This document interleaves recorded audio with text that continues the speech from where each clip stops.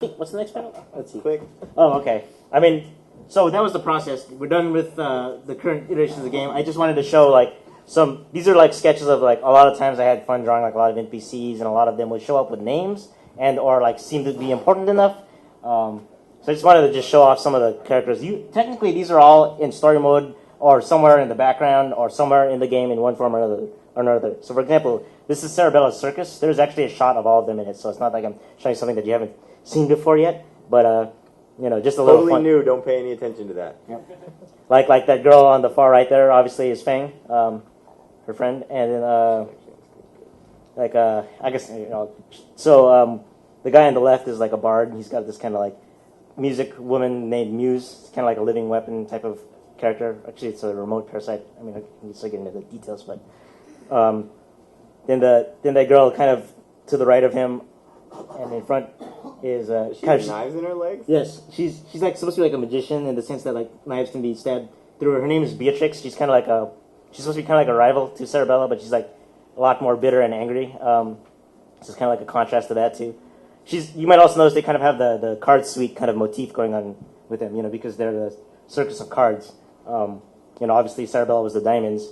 That girl Beatrix is is clubs, and then the lady in the middle is a beast tamer, and her name is Regina. So, and she has the ability to like kind of like she has all these beasts at her command, you know, so she can like do like if she were to ever in anything, she could like do like crazy animal themed attacks and stuff.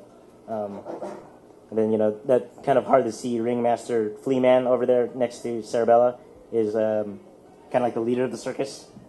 And then you know there's a hearts guy in the upper left there. He's my favorite. Seriously. You can see that he's kind of like multiple heart references. If you'd see like what his outfit is, he's kind of got Mr. Heart suspenders, and he's got Heart's wristbow and a hoagie thing going on there a little bit. Yeah, kind of definitely has that Armstrong kind of vibe to him. Definitely would be one of his colors. Yeah, and also our kind of Heart's heart. Yeah, and the ribbon too. Yeah, but you know, this is just kind of fun, just thinking of like characters in her circus, and you know, just characters of this world in general. I think there's more. Click. Also, this will all be DLCs. Yeah. So this is one of the perks of working with this many artists is like there are characters. I guess I could say out the wazoo. That works. Sure. Yeah, like as a non-artist, I was amazed because I would wake up and it would be like, and then she has a whole army. And they all have names and backstories and things that they would do. She has a whole army. This is your troops right here, right? These are your all the people in your command. Yeah. So this is the Black Egrets right here. Most of them are like, you know, obviously the ones we're all familiar with, the soldier types, and then in your story mode we've seen like a bunch of the others. Actually, including everyone's been shown in like in the news report at the beginning. They were all shown. You know, like Panzerfaust is the big guy in the back there. Molly is the communications officer, relays the team on the field the information they need to know. Roxy, right there, she's kind of like a Rosie the River type character. Obviously, she's kind of doing a pose that's referencing a Norman Rockwell painting where she's eating a sandwich. And then she's like the mechanic of the crew. You know, like for example, she would maintain Panzerfaust's tank because he's kind of a reckless kind of guy and often breaks his equipment. And she has to like, you know, she's also good at like inventing things, whether it's like, you know, new technology or anything. She just loves like taking things apart and putting them together. The guy kind of behind Parasol is Adam. He's like another one of the soldiers, but he's kind of like not as cool of a guy. You know, he's a little bit more of a loser, but you know, he still does his job well. He'll when push comes to shove, he'd still be a good guy, and he's still on the team. So you know, that's like kind of some of the side characters that are shown and would be fun to think about more in detail. Click. Sure. Okay. Oh, someone had mentioned that this is Juju. This is the sniper that fires the shot, number 13. Do you want to give the backstory? Come on, you know you do. I guess I can. Should I? I don't know. Yeah, I mean, like someone was suggesting like a character design, like on our Facebook, like one of the comments. What was the exact description? Do you remember? Because you're the first one to draw. I'll let you take the helm on this one. I think it was a character, like an original character they submitted called like Juju, and she has a talking like sniper rifle, and it's telling her to draw like shoot things. So yeah, it was an Asian with a talking sniper rifle. Yeah, Asian Chinese, Asian girl, yeah. So then on the whiteboard, I was like, this is ridiculous. I have to draw it. And then it became like this kind of running joke, and then we kind of integrated it into the game. So, Yeah, I just wanted to like draw her as like actual. Remember, you can see she has the data analysis terminal, and that talks, and it's actually Parasol just because Parasol puts up a walkie-talkie to tell number 13 to take the shot. So that's just like the other. That's just the other end of it, like telling her to take the shot, and that's why it talks and stuff. And Dat talks, yeah. It's terrible puns, and Yeah. There's other stupid shit there, like the gun's name is Gorgon 13. And now we're rated T for teen. Sorry, this is a late night panel, and I guess I'm allowed to swear every once in a while. But then it's kind of like because it'll like send anyone who's unlucky to catch this beast's eye to the tombstone. Yeah. in game it doesn't. Yeah, but it just sounds cool. I just wanted an excuse to mix in that Golgo 13. One of the really funny things about this was like how much stuff became canon or just made it in that was just like, yeah, we should do that. All right, let's do that. Yeah, it's just fun, Yeah. And then I just wanted there's an NPC in the ASG Labs background, and then there are a lot of people who are like, there's a science shark in the background there. What's going on there? So that happens so much that I wanted to try drawing an idle stance for him, or just like mess around with the idea of him as a playable character. I like how he's SD in this one. No, I mean sharks kind of just because of the shape they'll just naturally look like they have a big head. That's probably part of their appeal, Just this torpedo of eating you. Yeah.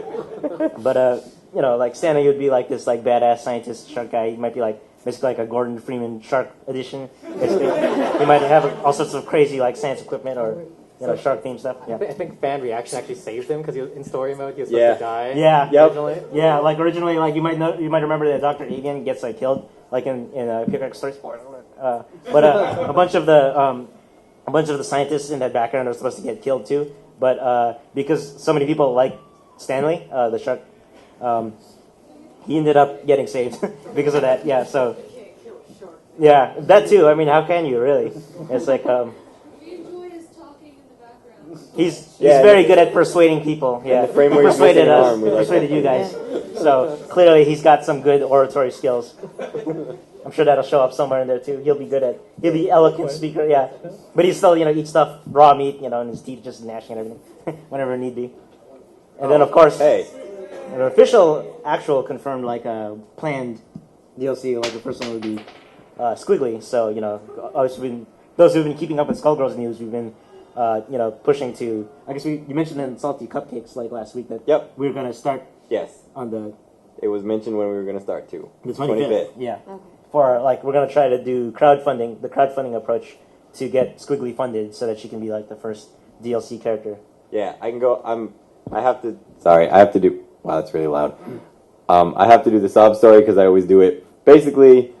When we were about to ship the game, our publisher got involved in a lawsuit that had nothing to do with us, and they were unable to secure further funding for us to continue making DLC characters, which, basically our plan was to continue working at the same rate that we had normally been working, and just put the new characters out as DLC about every 3 months.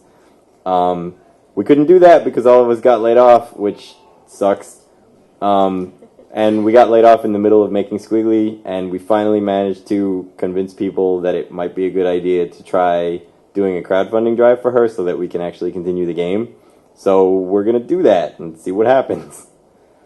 You should all throw all of your money into it because you have no other use for it, right? Yeah, so... So do we just throw our change now? Yes, you can. I'll empty my water cup and we'll raise like $3. It'll be great. You guys decide on Indiegogo or Kickstarter? It's Indiegogo. Yeah, it'll be Indiegogo primarily because they take way less of your money. Yeah. Which, I was really surprised to find out that Kickstarter takes 10%, which is ridiculous. I mean, they take 5 and Amazon takes 5, which means 10. So. Indiegogo takes less. I think it ends up being like 6 or 7, but out of multiple thousands of dollars, that's quite a bit. So yes, it'll be on Indiegogo. I don't know what else I'm allowed to say without getting whipped when I leave the room.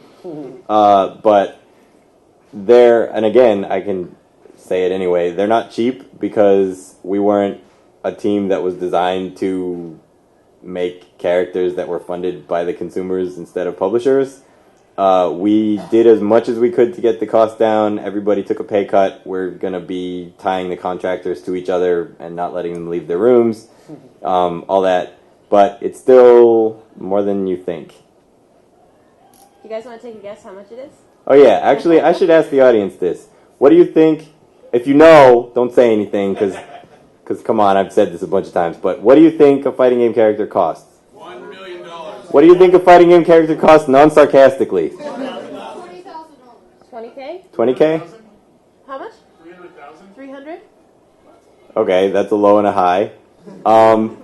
So 80? 80? All right. It's like an auction. 9,000, yes, thank you. 9,001. So the actual answer is, for games that are not us, 300 is a pretty reasonable number. Yeah, it's more than you think, like I said. For us, it was, on the project, it was between 200 and 250, but for Squiggly, we all took pay cuts and we got it down to 150. But the 150 also, like, we're asking for 150 for the Indiegogo, but that also includes, like, all the rewards fees and the testing fees and all that stuff. And testing and console submission, which is insane, because, like, when you submit any content to Microsoft or Sony, you have to pay them. Even if it doesn't get put up, you have to pay them per time that you give it to them. So that's, like, non-refundable, non-get-aroundable, and it's multiple $1,000s, like over 10. So, huh? How's Gameworks about that? I actually don't know if... I think patches are probably free because we do everything. And they don't test them. So, yeah. So when we put our virus in our game, it was a patch.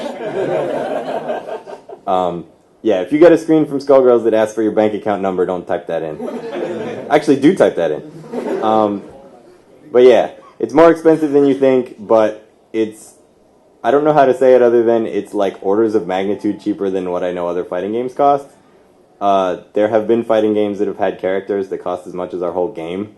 So we're trying to be reasonable. And again, they're still at the same level of quality, right? Like, she's still going to be 1,800 frames of animation that's drawn at twice the resolution of 720p and all the other stuff that I was supposed to say. But yeah, it ain't cheap. But at least we're being honest about why it costs as much as it does. That should count for something. I hope. It's not twice 720p. It's 4 times 1080p. Because they're right. No, it's twice. It's twice 720. It's bigger than 1080, which means we can have 1080 art in the PC version. You didn't hear that. But it's not 4 times 1080 because Philia is about twice as big as my desktop, which is about 1080. Right. So that. Well, okay, you're doing area. I'm just doing like size. Gotcha. Nerd. Yeah, so, how much would a DLC character have to be to break even then? Oh, you mean like what would they have to cost to break even? Oh, so first of all, if Squiggly gets funded, she's going to be put out for free because she's already paid for. Like, you don't have to donate and then buy her again. That makes no sense.